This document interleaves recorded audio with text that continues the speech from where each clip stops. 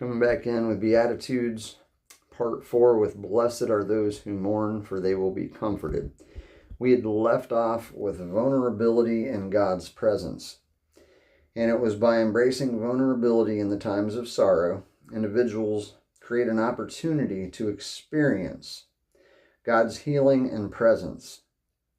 When people pour out their grief to God, they can feel His nearness or feel Him near.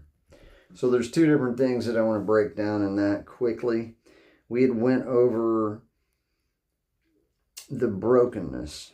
So it's in our extreme moments of trial, brokenness and or suffering that, how do you put it, right? Because it sounds like such a horrible thing, but if we can understand that in the midst of it, our brokenness or what we're going through can be divine if we're pouring it out to the Lord.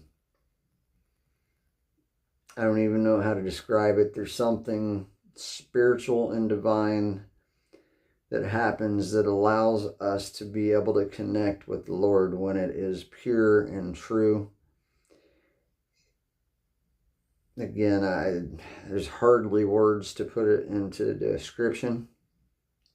It's just something that's so special. And it says, so God's presence, and this is also a divine time for God's healing, which that stuck out at me, which I wanted to bring that up because we had talked about the other in the previous video. And it says, when people pour out their grief to God, they can feel His presence and nearness. So as we move on to paradoxical blessings, it says, on the surface, happiness in mourning seems paradoxical. But it only makes sense when one understands that true blessings come from receiving God's comfort in the midst of pain. And then as we move on over, it says, in essence, the teaching encourages people to turn to God in their moments of grief, offering the promise that instead of being buried by sorrow, they will be uplifted and comforted by His love. So as we back up there with the paradoxical, on the surface, happiness in mourning seems paradoxical. But it only makes sense when one understands the true blessings that come from receiving God's comfort in the midst of our pain.